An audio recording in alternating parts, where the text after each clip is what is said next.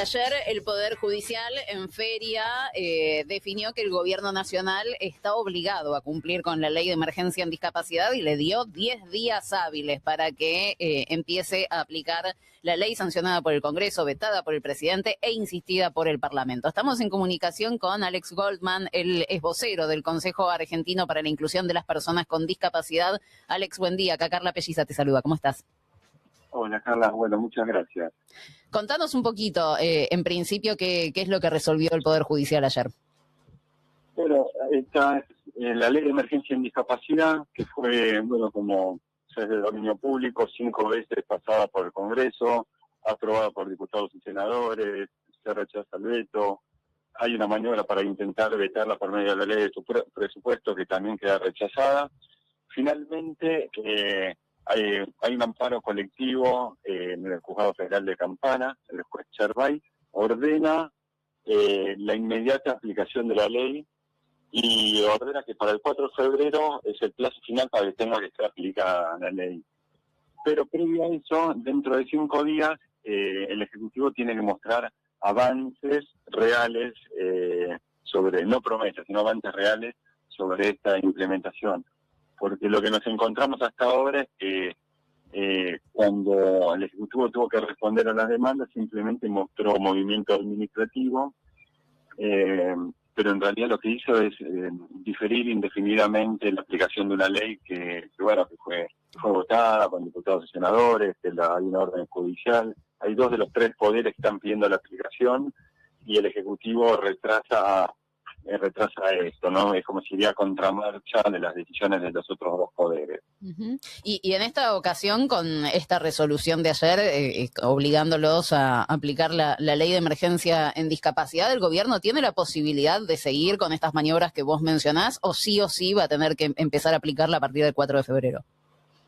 Bueno, nosotros decimos que tiene que empezar a aplicarla sí o sí. De hecho, si no, se pueden enfrentar a multas a los funcionarios públicos que estén implicados con estas decisiones.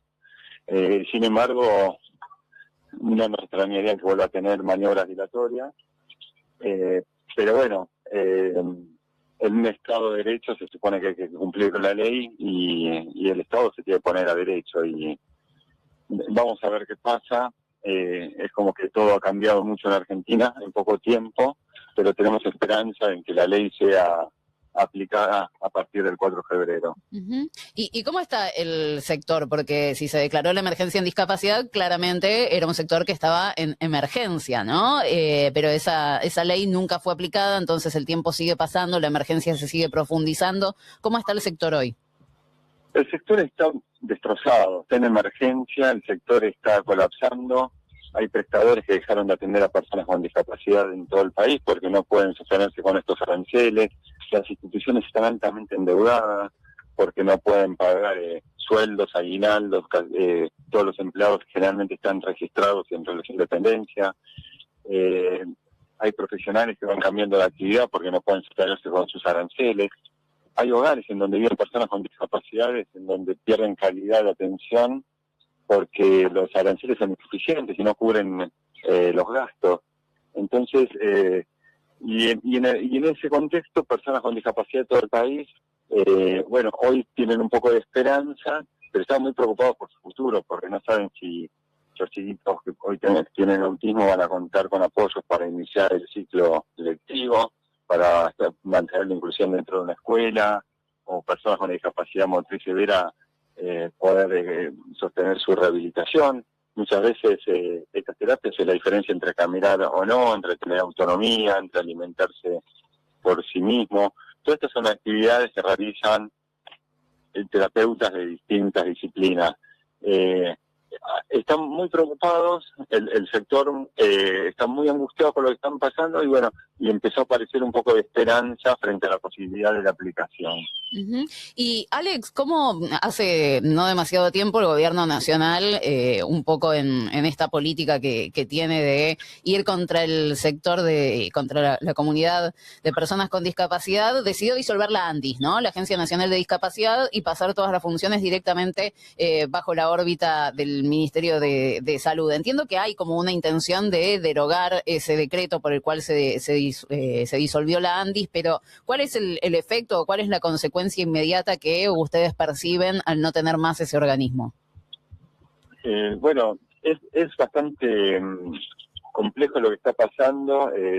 La Agencia Nacional de Discapacidad es un organismo que debería tener una perspectiva transversal con todas las políticas públicas, ¿no? Y no solamente tener diálogo con el Ministerio de Salud, porque la discapacidad está atravesada por muchísimos factores, además del tema sanitario. Está atravesada por la educación, por el trabajo, el transporte, la inclusión educativa, por muchísimas perspectivas, y sin embargo ahora lo reducen a un tema sanitario. Esto va a empezar a afectar en la vida de las personas, pero además la Agencia Nacional de Discapacidad, además de tener un trabajo interministerial, tiene un trabajo también con las provincias. Esto, bueno, esta reducción va a afectar mucho. Nosotros por eso decimos que vemos que el Estado va como a contramarcha de las necesidades de las personas con discapacidad. Recordemos que iniciamos el año diciendo, en donde quien en su momento era el director de Andis le decía a una familia que si alguien tenía un chico con discapacidad, es un problema de la familia y el Estado no tenía por qué acompañarlo con políticas públicas.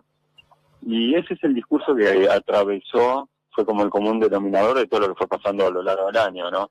Un Congreso aprobaba leyes, el Ejecutivo no lo aplicaba, la justicia pedía la inmediata aplicación, retrasaban, disuelven la Agencia Nacional de Discapacidad diciendo que lo van a transparentar en el organismo, cuando en realidad los que estuvieron robando la plata con las presuntas coimas eran sus propios funcionarios.